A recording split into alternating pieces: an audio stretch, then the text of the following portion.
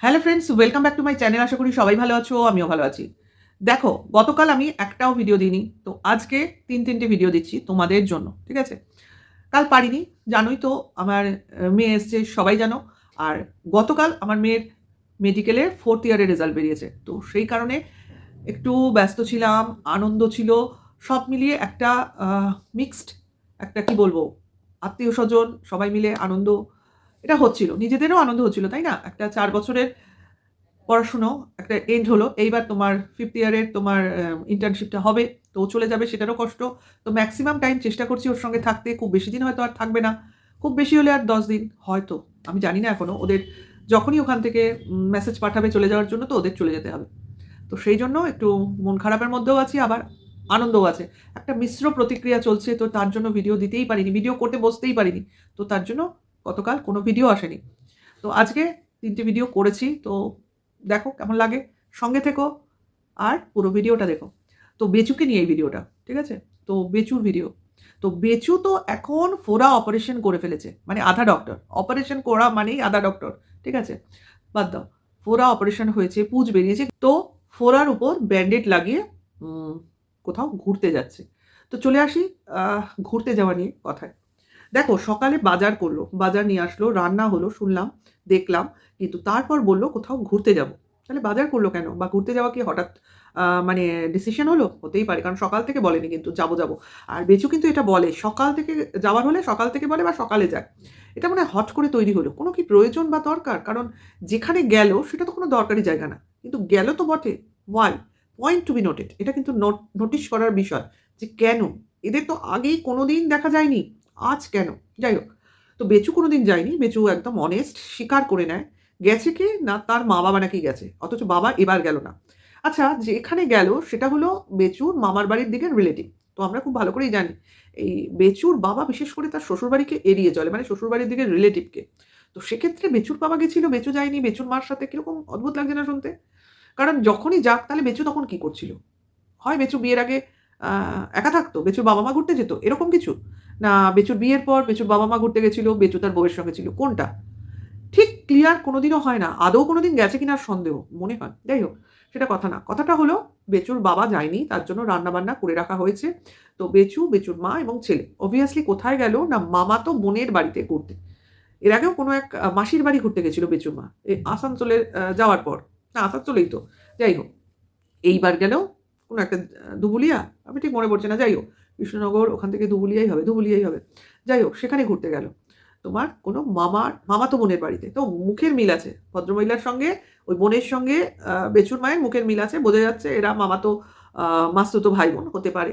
কিন্তু ব্যাপারটা হচ্ছে তোমার বেচুর নিজের মামার বাড়ির সঙ্গে সেরম সখ্যতা নেই।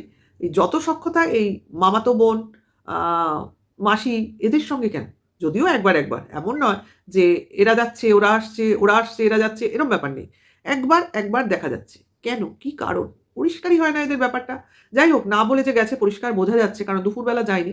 কিন্তু তারা নাকি রান্না করে রাত্রিবেলা মানে সন্ধ্যেবেলা খাইয়ে তাদের বাড়ি পাঠিয়েছে। তার জন্য বেচুরা আবার রাত্রিবেলা খায়নি। ঠিক আছে? এবার এই যাতায়াত আবার ২ টো ভিডিওর মারফত বেচুর দিতে হলো। মানে ২ খানা ভিডিও করেছে। ঠিক আছে? ফার্স্ট পার্ট, সেকেন্ড পার্ট করে। যাই হোক, সেখানেও বোঝা গেল যে সেই মামাতো বোনের ২ টো ছেলে। ঠিক আছে? কারণ ২ টো বৌদি দেখিয়েছে।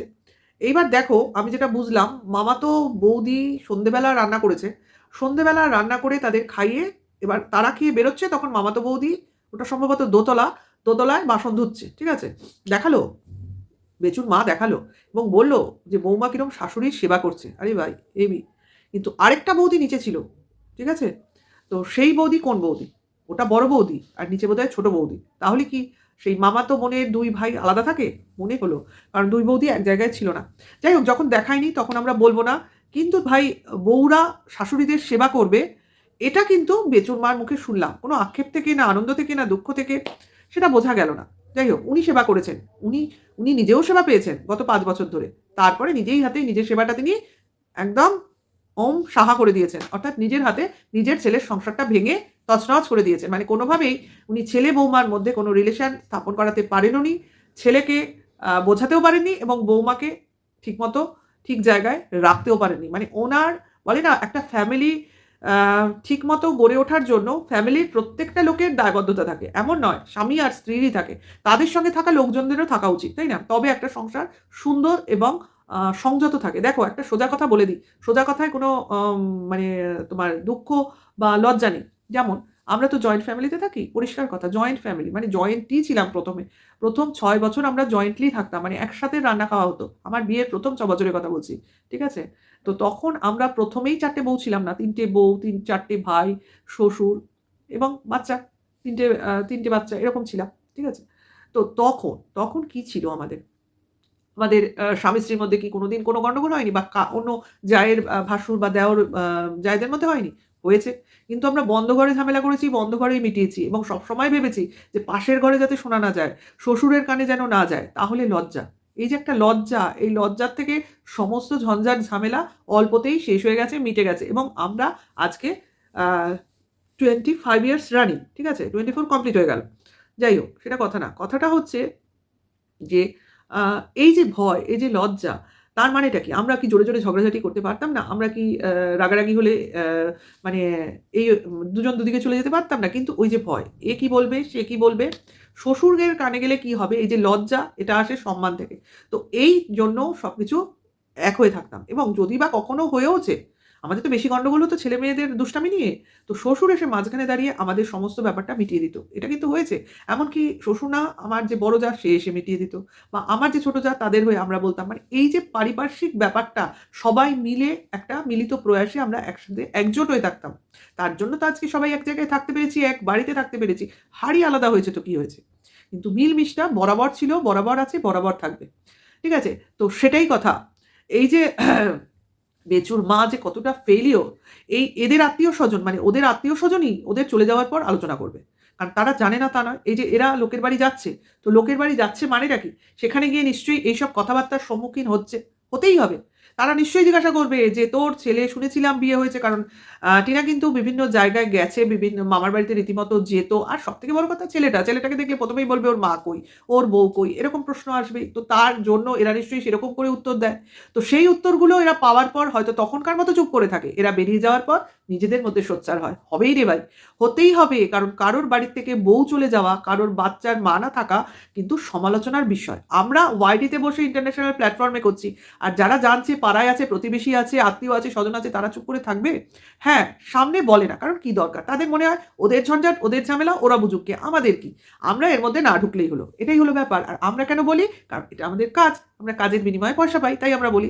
ওরাও যদি ওদের বলার বিনিময়ে কিছু ইনকাম করতো, তো ওরাও বলতো। এবং এইরকম বলা যদি চালু থাকতো যে সবাই বললে সবাই কিছু না কিছু ইনকাম করবে, তো এইরকম অপরাধ আমার মনে হয় আর কেউ করতে সাহসই পেত না। কারণ আশপাশের লোক যদি সবাই মিলে সোচ্চার হয় অন্যায়ের বিরুদ্ধে, তো সেখানে অন্যায় নামক জিনিসটাই এই জগৎ থেকে উঠে যাবে। লোক করতে ভয় পাবে। কারণ এত কথা, এত বিরোধিতা, এত সমালোচনার সম্মুখীন মানুষ হতেই পারে না। মানে সেই রকম মেরুদণ্ডের জোর থাকতে হয়। সেই রকম মানসিকতা থাকতে হয়। মানে টলারেশন পাওয়ার থাকতে হয়। যাই হোক সে বাদ দাও।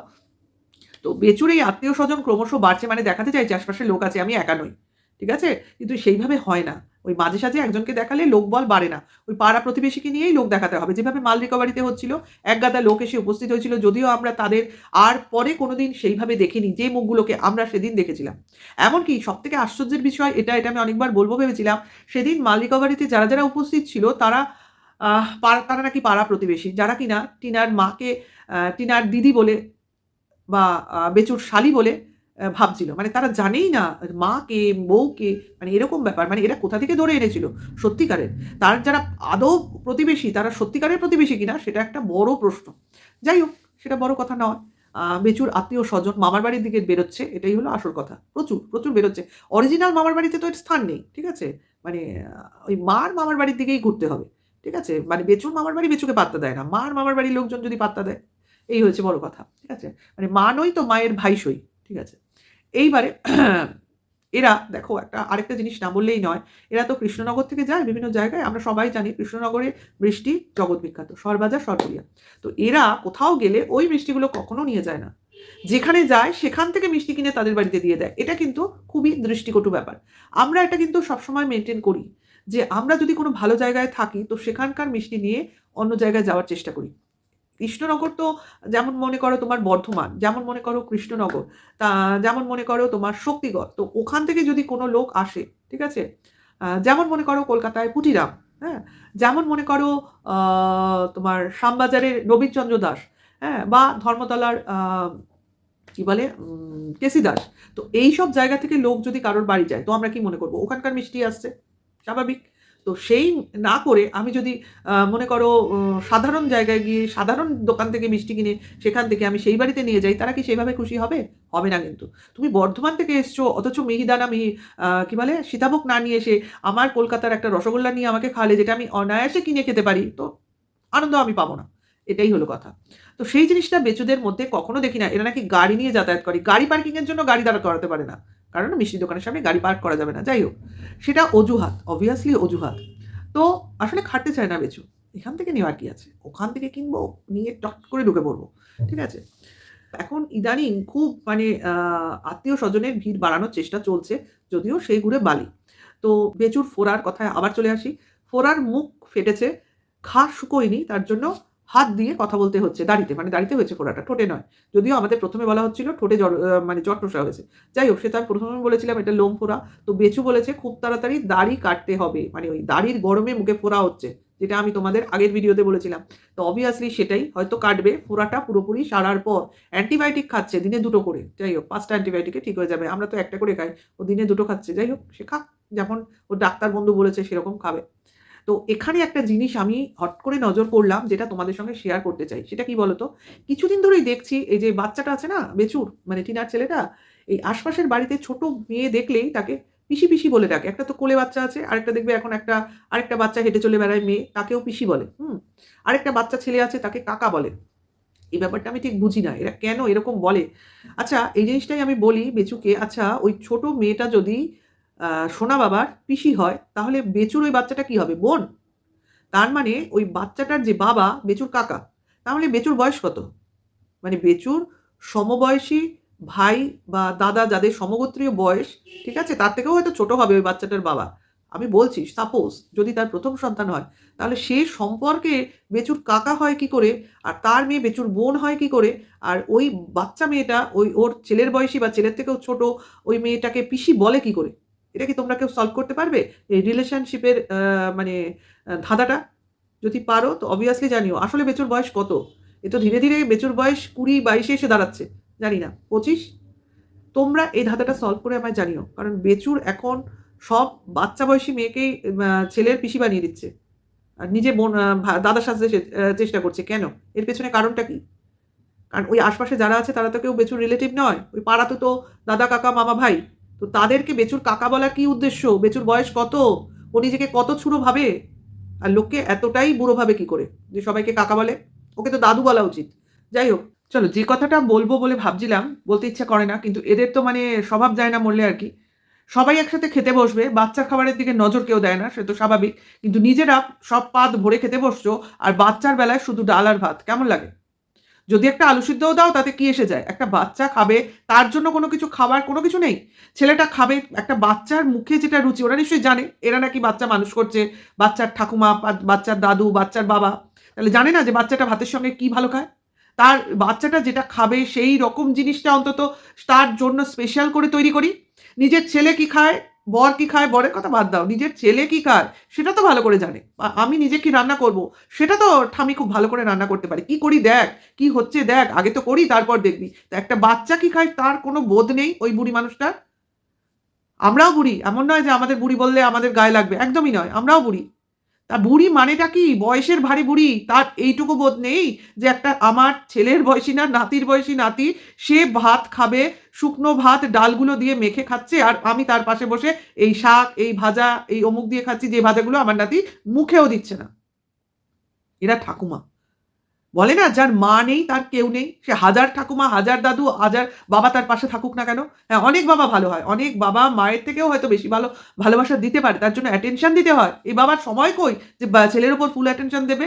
ছেলের জন্য আলাদা করে কিছু রান্না হচ্ছে কিনা দেখবে, আবার সেটা ফলাও করে ক্যামেরা মারফত দেখাচ্ছে, তারপরে আবার বলবে ছেলের খাবার দিকে নজর রাখে। ভাই, এরা বটে কিছু জিনিস যারা কিনা অন্যায় অহরহ দিনে রাত্রে করে যাব, অথচ কিছু বলা যাবে না। যাই হোক, জিনিসটা দেখলাম, খারাপ লাগলো তো বললাম। একটা বাচ্চার খাওয়ার কিছু নেই। এরা নাকি বড় ব্লগার, আবার ফলাও করে সেই খাবার ক্যামেরার মাধ্যমে ওয়াইটিতে একটা ইন্টারন্যাশনাল প্ল্যাটফর্মে দেখাচ্ছে। যাই হোক, বাচ্চাটা যদি যে কোনো কথা বলবে সেটাকে এদের ফোরকাস্ট করা একটা স্বভাব। একটা ইট দিয়ে উনুন সাজাচ্ছে, কি কথার কি মানে, হয়তো আগের কথাটা কাট করেছে। বোঝাই যাচ্ছে ওখান থেকে ক্লিপটা এড হয়েছে। সেখানে বাচ্চাটা বলছে, "তোমরা কি পাগল হয়েছো?" তখন তার বাবা কি উত্তর দিচ্ছে?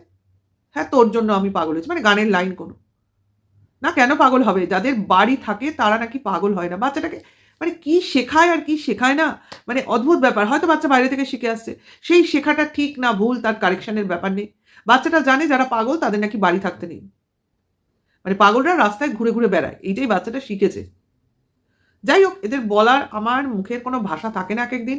কিন্তু একটা বাচ্চার যে একটা ইল ট্রিটমেন্ট চলছে সেটা কিন্তু পরিষ্কার। সবাই বুঝতে পারছে বাচ্চাটা যেন হাওয়ায় বড় হয়ে যাচ্ছে। দুটো ওষুধ খাওয়ালেই বাচ্চার রোগ সেরে যায় না। আর যতই ওষুধ দেখে, এই দেখো বাচ্চার ওষুধ। আমি কিছুদিন আগে দেখেছি, জিনিসটা বলব, বলব করে ভুলে যাই। একটা নিওপেপটিনের ওষুধ দেখিয়ে বাচ্চার কিন্তু ঠান্ডা লেগেছে। বাচ্চার ঠান্ডা লেগেছে, জ্বর হয়েছে, তার সঙ্গে হয়তো একটা কোনো ওষুধ রয়েছে আর দুটো নিওপেপটিনের বোতল। হয়তো একটা শেষ হয়ে গেছে, আরেকটা রয়েছে মানে বক্সে করা। আমরা সবাই জানি নিওপেপটিন কিসে দেয়, ওটা একটা হজমের ওষুধ। আর বাচ্চাটার হয়েছে জ্বর সর্দি। তাহলে তুমি সব ওষুধ নিয়ে বলছো, এই দেখো বাচ্চার ওষুধ। আরে বাচ্চাদের একটা, ওর বয়সী বাচ্চাদের কেন, এর পরের এজেও গিয়েও বাচ্চাদের একটা থরলি চেকআপের, পেট ব্যথার, হজমের, সর্দি কাশির, তারপর নাকের ড্রপ, এই সমস্ত ধরনের আলাদা, আলাদা ওষুধ থাকে। তার জন্য একটা ব্যাগ মেইনটেইন করতে হয়, যেটা কিনা টিনা থাকতে ওখানে মেইনটেইন হতো, আমরা দেখেছি। এখন হয় কিনা বলতে পারব না, কারণ সে ব্যাগটা দেখি না ওষুধের। কতগুলো ওষুধ, হজমের ওষুধ ২ টো, আর অন্য কি একটা ওজেড না কি জেড একটা কি ওষুধ, হয়তো সেটা হয়তো সিরাপের ওষুধ হতে পারে। তো সেই ওষুধ দিয়ে বলছে, "দেখো কত ওষুধ।" মানে এগুলোই হচ্ছে, মানে ও যেরকম জানে কম, আর দেখাচ্ছে একটা ইন্টারন্যাশনাল প্ল্যাটফর্মে, ভেবেছে এখানে যারা, যারা ওকে দেখে সবাই ওর মতো ইলিটারেট বা অল্প শিক্ষিত। মানে এইজন্য ভিউয়ার্সরা বিরক্ত হয়ে যাচ্ছে। এইরকম অশিক্ষিত, মানে কি বলবো, অভদ্র টাইপের একটা ব্লগারের রোজ নামচা। যে বললেও শোনে না, শুনলেও শেখে না, কোনো কথাই মানে না। সে যেটা বোঝে সেটা করে। যাই হোক, ভিডিওটা এখানেই শেষ করব। তোমাদের কমেন্টস খুব দরকার। আর ভালো লাগলে লাইক কমেন্টস তো করবেই, আশা করছি। আর নতুন ভিউয়ার্স হলে সাবস্ক্রাইব করে পাশে থাকবে। ভালো থাকবে, সুস্থ থাকবে। আর নেক্সট ভিডিও ওয়েট করবে। এখনকার জন্য এইটুকু। Tata, by.